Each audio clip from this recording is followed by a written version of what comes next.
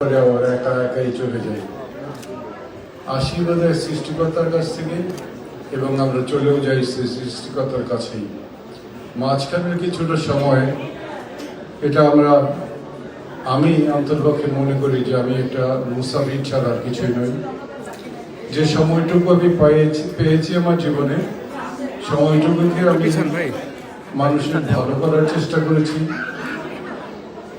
আমার অজান্তে আমি অনেক ভুলও করেছি মানুষ হিসেবে, আমি অনেক অন্যায় করেছি হয়তো মানুষের কাছে।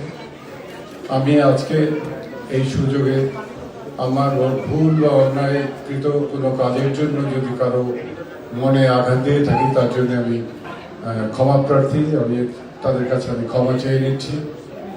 আর সারা জীবনে আমি চেষ্টা করেছি যে মানুষের সাথে কারো খারাপ কিছু না করতে, মানুষের ভালোবাসা পেতে, মানুষের কোনো বিপদ আপদে তাদের পাশে এসে দাঁড়াতে যতটুকু সম্ভব হয়েছে আমি করার চেষ্টা করেছি।